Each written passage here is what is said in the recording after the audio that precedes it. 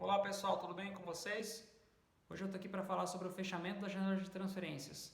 Ela aconteceu na última segunda-feira na Escócia, assim como em outros países europeus, por isso a ideia é fazer um balanço de como um todo foi a janela. Queria ouvir a opinião de vocês a respeito, como vocês acham que os times escoceses se reforçaram, quem foi o melhor time que se reforçou. Peço que vocês deixem nos comentários deste vídeo a opinião, deixem um like no vídeo e aproveita para se inscrever quem ainda não é inscrito. A temporada 2020-2021 ela pode ser histórica na Escócia, já que o Celtic pode ser campeão pela 10ª vez consecutiva de maneira inédita e o Rangers tenta impedir isso. Acho que esse fato motivou Celtic e Rangers a irem ao mercado e eles ignoraram, vamos dizer assim, as questões as dificuldades financeiras trazidas pela pandemia do coronavírus. Se você esperava uma janela um pouquinho mais monótona de ambos por causa das dificuldades financeiras, não foi isso que ocorreu. Ambos fizeram janelas bastante consistentes.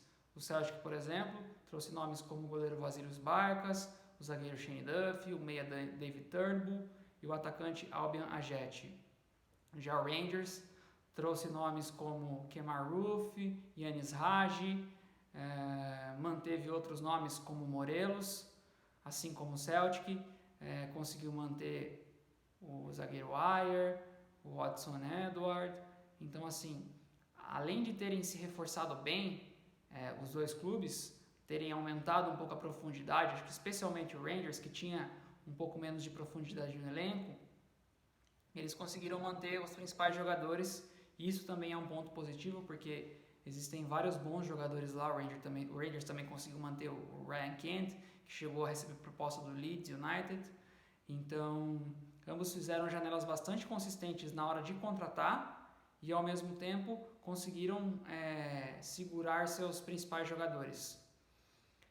Além deles, eu gostaria de destacar a janela de Hibs, Aberdeen e Motherwell.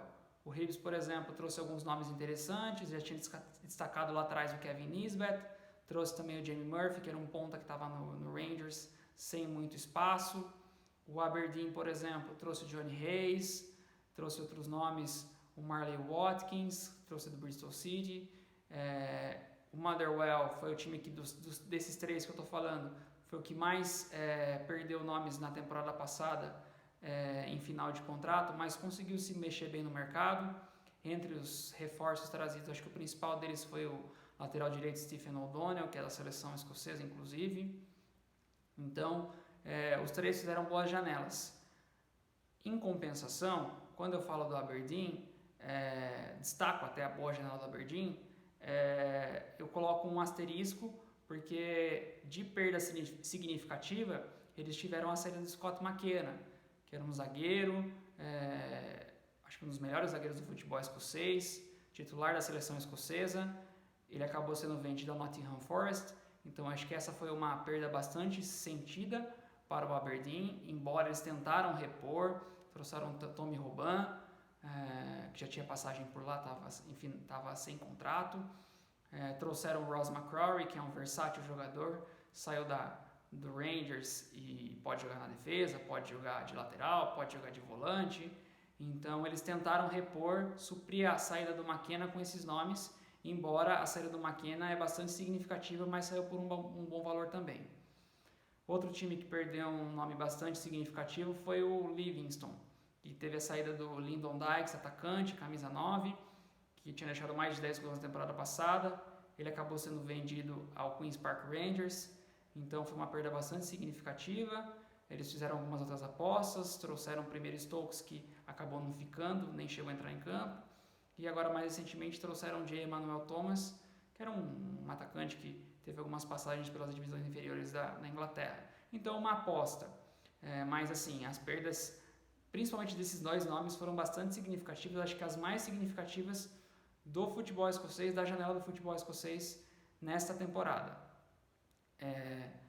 Além desses pontos, eu gostaria de destacar também na segunda divisão. Eu gostaria de falar um pouquinho da janela de Hearts e Dundee. Ambos trouxeram alguns nomes interessantes, alguns jogadores notáveis. O Hearts, por exemplo, trouxe o Craig Gordon, trouxe o Andy Halliday, trouxe o Stephen Kingsley, esse anunciou ontem. Então são nomes que teriam um espaço na primeira divisão, certamente, mas optaram pelo projeto do Hearts de trazer o Hearts de novo à elite. Então foram contratados. No Dundee FC, por exemplo, eu acho que o nome que mais impactante é a chegada do Charlie Adam, aquele mesmo que teve passagem por Blackpool, por Liverpool, por Stoke City, então assim, jogou muitos anos em Premier League. Ele retornou à Escócia, tem 34 anos. Ele, embora revelado no Rangers, ele é torcedor do Dundee, então ele, vamos dizer assim,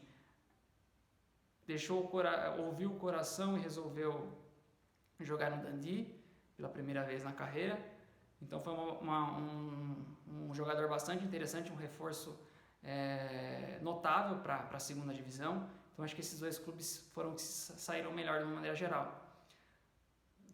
Se a gente fechar assim a janela, eu acho que os clubes mesmo com a pandemia conseguiram se mexer bem. Outros clubes também trouxeram alguns nomes interessantes dentro das dificuldades, diante das dificuldades.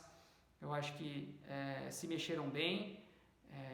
Então acho que o futebol escocês tem evoluído bastante de uma temporada para outra. Acho que o nível deve subir mais um pouquinho. Gostaria de destacar também o Dundee United, que trouxe, o principal nome foi o Mark McNulty, que teve boas passagens pelo Hibs por empréstimo. Então ele chega novamente agora por empréstimo do Reading ao Dundee United e deve formar uma dupla de ataque muito interessante com o Lawrence Shankland, que a permanência dele também é quase que um reforço para o Dundee United. Então foi uma bela contratação. Também gostaria de destacar a permanência do Martin Boyle, ponta australiano que joga no time do Hibs. Chegou a ser cotado para alguns times da Championship, ele acabou renovando, então também a permanência dele é um ponto positivo para o time do Jack Ross, que começou a temporada muito forte e que acho que com esses reforços trazidos deve conseguir se manter e fazer uma boa campanha, aliás, faz uma belíssima campanha até aqui. Então eu gostaria de destacar isso. Então acho que esses são os pontos que eu gostaria de colocar para vocês. Peço que vocês aproveitem, deixem então os comentários deste vídeo. Por favor, acompanhem meu trabalho lá no Twitter, pelo perfil chamado Terra do Tartan. Então peço que vocês me acompanhem por lá também.